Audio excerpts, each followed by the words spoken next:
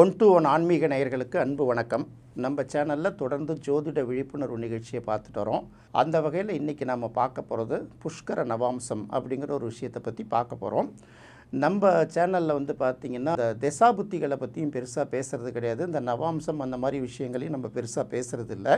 ஆனால் சில பேர் சந்தேகங்களை கேட்கும்போது சில சந்தேகங்களுக்காக நம்ம விளக்கம் சொல்ல வேண்டியிருக்கு இல்லையா, அதுக்காக பேச போகிறோம். அதனால் இதை நம்ம ஃபாலோ பண்ணுறோம் அப்படிங்கிற அர்த்தம் கிடையாது. சில பேர் என்ன சொல்லுவாங்க, உங்களுக்கு தான் இது வேணான்ட்டிங்களே, அது எதுக்கு நீங்கள் பேசுகிறீங்கம்பாங்க. சில பேர் என்ன சொல்லுவாங்க, உங்களுக்கு தான் வேணும்னு நினைக்கிறீங்களே, நீங்கள் எதுக்கு இதை பார்க்குறீங்க அப்படின்னு நம்ம கேட்க முடியுமா? அப்படி கிடையாது. என்னோடய சுதந்திரம். என்னுடைய நேயர்கள் கேட்குற கேள்விக்கு நான் எனக்கு தெரிஞ்ச விளக்கத்தை தெளிவாக சொல்லி ஆகணும்ல. அந்த வகையில் நாம் புஷ்கர நவாம்சத்தை பற்றி பார்க்க போகிறோம்.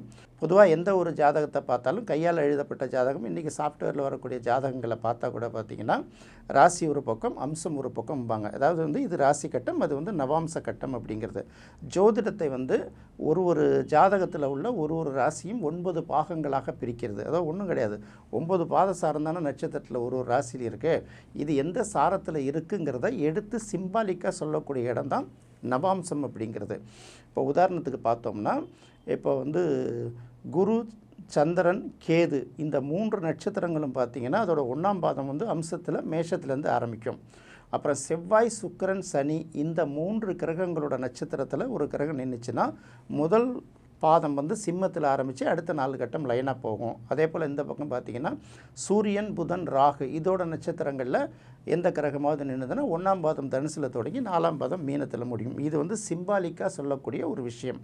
அதே சமயம் நவாம்சத்திலும் மூலமாகவும் சில பலன்களை நம்ம எடுத்து சொல்லலாம் அப்படிங்கிறது முக்கியமான விஷயம் தான். அதை மறுப்பதற்கு இல்லை. இதில் என்னென்னா, ஜோதிடத்தை நீங்கள் தெரிஞ்சுக்கிறதுக்கு பல்வேறு விதமான முறைகள் இருக்குது. இதில் நவாம்சம், இந்த திரைக்காணம், சோடசாம்சம் இந்த மாதிரி நிறைய போயிட்டே இருக்கிறதுலாம் நிறைய ஒரு பக்கம் இருக்குது. அது ஒரு பேட்டர்ன். அந்த பேட்டர்ன் நாம் ஃபாலோ பண்ணுறதில்ல. அது தப்பாக சரியா அப்படின்லாம் நான் சொல்ல வரல. அந்த பேட்டர்ன் நாங்கள் ஃபாலோ பண்ணுறதில்ல. எனக்கு சொல்லிக் கொடுத்த குரு சொல்லிக் கொடுத்த விஷயங்கள் சில விஷயங்கள் இருக்குது, நாங்கள் அதிலே எடுத்துருவோம். இப்போ முதல்ல என்ன பார்க்கணும், இந்த புஷ்கர நவாம்சம் அப்படின்னா என்ன அப்படின்னு பார்க்கும்போது இதில் முதல்ல தெரிஞ்சுக்கணும், இந்த நம்ம நட்சத்திர பாதசாரங்கள் ஒரு கிரகம் இந்த 12 கட்டத்தில் எங்கே நிற்கிதோ அது எந்த நட்சத்திரத்தில் நிற்கிது, அதில் 4 பாதத்தில் எந்த சாரத்தில் நிற்கிதுங்கிறத ரொம்ப ஷார்ட்டாக சொல்கிறது தான் பார்த்திங்கன்னா இந்த பக்கம் நவாம்சம். இதில் பார்த்திங்கன்னா சில கிரகங்களோட சில சாரங்களில் இப்போ ஒரு நட்சத்திரத்துக்கு 4 சாரம் தானே இருக்கும். அப்போ சூரியனுடைய நட்சத்திரம்னா என்ன பார்க்கும், கார்த்திகை, உத்திரம், உத்திராடம். சந்திரனோட நட்சத்திரம்னா ரோகிணி, அஸ்தம், திருவோணம் இப்படி எடுப்போம்ல. இதில் பார்த்திங்கன்னா செவ்வாயோட நட்சத்திரத்தில் நிற்கிற கிரகங்களுக்கு அந்த புஷ்கர நவாம்ச பலன் கிடையாது. அடுத்தது பார்த்திங்கன்னா புதனுடைய நட்சத்திரங்களில் நிற்கிற கிரகங்களுக்கும் இந்த புஷ்கர நவாம்சம் கிடையாது. அதுக்கு அடுத்தது கேதுவோட நட்சத்திரங்கள் நிற்கிறதுக்கும் கிடையாது.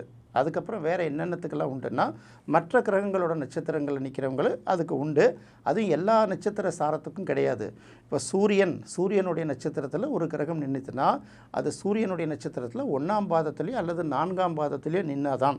அப்போ சூரியனுடைய நட்சத்திரத்தில் 1ஆம் பாதம் நின்னாதான், 4ஆம் பாதம் நின்னாதான்னா ஒன்று தனுசில் அந்த கிரகம் உட்காரணும் அல்லது மீனத்தில் உட்காரணும். அதாவது குருவோட ராசி வீட்டில் உட்காரணும். இதுதான் இதில் உள்ள சிம்பாலிக். அந்த மாதிரியே பார்த்திங்கன்னா சூரியனுடைய நட்சத்திரங்களில் 1ஆம் பாதத்துலேயோ 4ஆம் பாதத்துலேயோ ஏதாவது ஒரு கிரகம் நின்னாலும், சந்திரனுடைய நட்சத்திரத்தில் 2ஆம் பாதத்தில் ஒரு கிரகம் நின்னாலும், குருவோட நட்சத்திரத்தில் 2 அல்லது 4ஆம் பாதத்தில் ஒரு கிரகம் நின்னாலும், சுக்கிரனுடைய நட்சத்திரத்தில் 3ஆம் பாதத்தில் ஒரு கிரகம் நின்னாலும், சனியோட நட்சத்திரத்தில் 2ஆம் பாதத்தில் ஒரு கிரகம் நின்னாலும், ராகுவோட நட்சத்திரத்தில் 4ஆம் பாதத்தில் ஒரு கிரகம் நின்னாலும், இந்த பாதசாரங்கள்லாம் ஒரு கிரகம் நின்றுச்சுன்னா அது புஷ்கர நவாம்சங்கிற ஒரு விஷயத்தில் இடம்பெறும். அதாவது ராசி கட்டத்தில் உள்ள அந்த கிரகம் தன்னோட திசா புத்திகளில் நல்ல பலனை கொடுக்காதுன்னு நினச்சா கூட இந்த இடங்களில் இந்த சாரங்களில் அந்த கிரகம் நின்றுதுன்னா அது ஒரு நல்ல பலனை கொடுக்கும் அப்படிங்கிறது அது ஒரு பழங்கால ஜோதிட கணிதம். அது சரியாக தவறாங்கிற ரூட்டுக்கெல்லாம் நான் வரல. இங்கே எப்படின்னா இதை மட்டுமே வச்சுக்கிட்டு நம்ம எப்படி கரெக்டாக கணிக்க முடியும் அப்படிங்கிறது நம்ம பார்க்கணும். அடுத்தது இப்போதைக்கு ஒரு ஜாதகத்தை எடுத்து நம்ம அனலைஸ் பண்ணும்போது என்னென்ன பார்த்திங்கன்னா, லக்னங்கள் மாறி போயிடுது. சில இடங்களில் ராசி நிற்கக்கூடிய பாதசாரங்கள் மாறி போயிடுது. அதனால் ராசியே மாறி போயிடும் சில இடங்களில். இன்னும் சில இடங்களில் பார்த்திங்கன்னா குரு நிற்கிற இடம், சனி நிற்கிற இடம், ராகு கேது நிற்கிற இடங்கள் மாறி போயிடுது. திருக்கணிதத்தில் ஒரு கிரக அமைப்பு கொடுப்போம், அடுத்தது வாக்கியத்தில் ஒரு கிரக அமைப்பு கொடுக்கும். இதை முதல்ல நம்ம சரி பண்ணுறதுக்குன்னு ஒரு சில விஷயங்கள் இருக்குது. இதெல்லாம் பர்ஃபெக்டாக கண்டுபிடிச்ச பிறகு தான் இப்போ பார்த்திங்கன்னா சில பேருக்கு இந்த லக்னம் சரியான லக்கணமா, இல்லை சார் எனக்கு மகர லக்கணங்கிறாங்க, இன்னொரு ஜாதகத்தில் கும்ப லக்கணம் போட்டிருக்கு சார், எனக்கு வந்து பார்த்திங்கன்னா ரோகிணி நட்சத்திரம்னு சொல்கிறாங்க சார், ஆனால் மிருகசீர்ஷ நட்சத்திரம் காட்டுது சார், இப்படியெல்லாம் சொல்கிறாங்கல்ல, இதை எப்படி சரி பண்ணுறது? இப்போ உதாரணத்துக்கு லக்னம் வந்து ரோகிணி நட்சத்திரத்தில் நிற்கிது அப்படின்னு வச்சுக்கோங்களேன். ரோகிணி நட்சத்திரத்தில் நின்னால் அதுக்கு சில கேரக்டர் இருக்கும், இந்த பக்கம் மிருகசீரிட நட்சத்திரத்தில் நின்னால் அதுக்கு சில குணாதிசயங்கள் இருக்கும். இது ரெண்டுத்தையும் சொல்லி செக் பண்ணி அவங்க லைஃப்லேருந்து எடுத்ததுக்கப்புறம் தான் இந்த கிரகம் வந்து ரோகிணியில் நிற்கிதா அல்லது வந்து மிருகசீரிடத்தில் நிற்கிதாங்கிறதே கண்டுபிடிக்க முடியும். இதை கண்டுபிடிச்ச பிறகு தான் இந்தந்த இப்போ சொல்லிட்டு வரோம்ல, சூரியனோட 1ஆம் பாதம் 4ஆம் பாதத்தில் நிற்கிதான்னு ஒரு 6 கிரகங்களுக்கு சொல்லிட்டு வந்தோமே, இந்த பாதங்களில் உண்மையிலேயே நட்சத்திரங்கள் இந்த கிரகத்தில் நிற்கிதா, இந்த கிரகங்கள்லாம் இந்த நட்சத்திரத்தில் நிற்கிதாங்கிறதே அதை ஃபஸ்ட்டு கண்டுபிடிக்கிறதுக்கு முதல்ல ஒரு தெளிவு வேணும். அப்போ ஜாதகத்தை நல்லா அனலைஸ் பண்ணக்கூடியவர்களால் மட்டும்தான் அதை சொல்ல முடியும். அப்போ கண்டுபிடிச்சிட்டு அதுக்கப்புறம் இப்போது இதில் இங்கே ஒரு ஒன்றும் வேணாம், இப்போதைக்கு இன்னைக்கு கோச்சார நிலையை எடுத்துக்கோமே. இப்போ வந்து திருக்கணித பஞ்சாங்கத்தைப்படி பார்த்திங்கன்னா சனி வந்து மீனத்துக்கு வந்துருச்சு. அதே சமயங்களில் வாக்கிய பஞ்சாங்கத்தில் பார்த்திங்கன்னா இன்னும் வரலை, அது அங்கே உத்திரட்டாதி நட்சத்திரத்தில் போயிடுச்சு. இங்கே வந்து பார்த்திங்கன்னா இது வந்து இன்னும் பூரட்டாதியில் நின்றுட்டு இருக்குது வாக்கிய பஞ்சாங்கத்தில் சனி.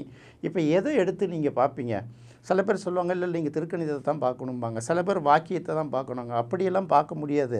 திருக்கணித பஞ்சாங்கப்படி சனி வந்து இப்போதைக்கு உத்திரட்டாதி நட்சத்திரத்தில் நிற்கிதுன்னா, உத்திரட்டாதி நட்சத்திரத்தில் சனி நின்னால் என்ன மாதிரி பலன்கள் நடக்குங்கிறத முதல்ல ஜோசியருக்கு தெரிஞ்சிருக்கணும்.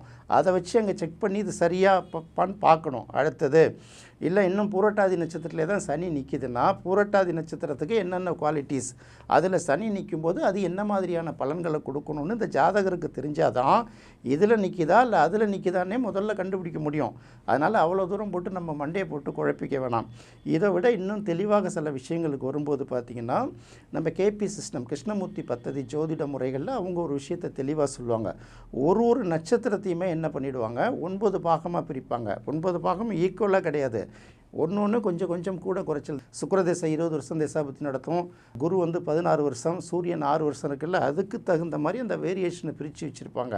அதில் வந்து எந்த கிரகத்தோட எந்த உபநட்சத்திரத்தோட சாரத்தில் வந்து இந்த கிரகம் நிற்கிது, அந்த கிரகத்தோடு நிற்கக்கூடிய நட்சத்திரத்துக்கு உரிய கிரகம் வந்து நல்ல வலிமையாக இருக்கா, இது எந்தெந்த இடத்துங்களை குறிக்குதுங்கிறத ஒரு கணக்கு போட்டு அவங்க ஒன்று சொல்லுவாங்க.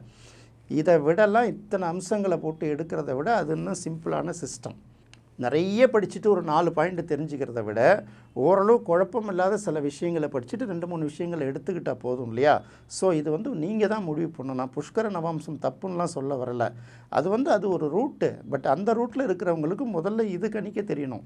இந்த பஞ்சாங்கத்துக்கும் அந்த பஞ்சாங்கத்துக்கும் உள்ள வித்தியாசம், உண்மையிலேயே இந்த நட்சத்திர சாரத்தில் தான் இந்த கிரகம் நிற்கிதா அப்படிங்கிறத கண்டுபிடிக்க தெரியணும். அப்போ தான் வந்து பார்த்திங்கன்னா இந்த புஷ்கர நவாம்சம்ங்கிறது எந்த அளவுக்கு பலனை கொடுக்குங்கிறது தெரிய வரும். சரி, நல்லா இருக்குது உங்களுக்கு கிரகம், புஷ்கர நவாம்சத்தில் தான் இந்த உங்கள் திசை நடத்தக்கூடிய கிரகமோ புத்தி நடத்தக்கூடிய கிரகமோ உட்காந்துருக்குது, அதனால் பலன் நல்லா இருக்குன்னு சொல்லிட்டு அங்கே போய் தவறாக நடந்ததுன்னா என்ன பலன்னு சொல்லுவீங்க? அதனால் அதை பெருசாக எடுத்துக்க முடியாது. வெறும் திசா புத்தி அந்தரங்களை மட்டுமே வச்சு பலன் சொல்லும்போது நிறைய இடங்களில் தவறுகள் நிகழுதுங்கிறதுனால தான் கோச்சார ரீதியான கிரகங்களோட மூமெண்ட்ஸையும் வச்சு அதுக்கும் ஜாதகத்தில் உள்ள கிரகங்களுக்கும் உள்ள தொடர்புகளை வச்சியும் பலன்களை சொல்லணும். நம்ம சொல்கிறது அப்படி தான்.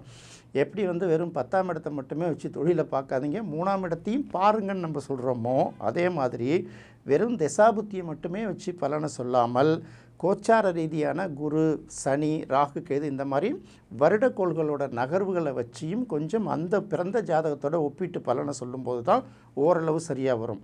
ஸோ அதை கணிக்கிறதுக்கே எந்தெந்த நட்சத்திரத்தில் எந்தெந்த கிரகங்கள் அமர்ந்திருக்கு அது சரிதானா அப்படின்னு கணிக்கிறதுக்கே நமக்கு பல விஷயங்கள் தேவைப்படுது.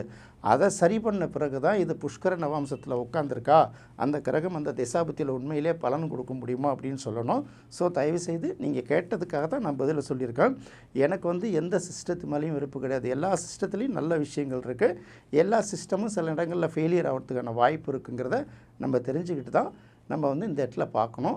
என்னை பொறுத்த வரைக்கும் நாங்கள் வந்து திசாபுத்தியெல்லாம் பார்க்காமலாம் பார்க்குறதில்ல, பார்ப்போம். பட் அதை மட்டுமே மெயினாக வச்சு நம்ம பலன் சொல்கிற விஷயங்களுக்கு போகிறதில்ல. நம்ம ஆய்வுகள் வேறு சிஸ்டத்துலேருந்து வந்ததுனால, அதே போல் இந்த சிஸ்டங்களை எடுத்து நீங்கள் போயிட்டே இருந்தீங்கன்னா உங்களுக்கு இன்றைக்கி என்ன நடக்கும், ஏது நடக்கும், எப்போ நடக்குங்கிறத சொல்கிறது தான் நம்ம துல்லியமாக யோசிக்கணுமே தவிர அதுக்கு இன்னும் பல ஆய்வு முறைகள் இருக்குங்கிறத நீங்கள் தெரிஞ்சுக்கணும். இதுதான் நீங்கள் கேட்ட கேள்விக்கு தான் நான் பதில் சொல்கிறேன். என்ன நேயர்களே, இந்த நிகழ்ச்சி உங்களுக்கு பிடிச்சிருக்குன்னு நினைக்கிறேன். மீண்டும் மற்றொரு சுவையான நிகழ்ச்சியில் சந்திக்கலாம். நன்றி, வணக்கம்.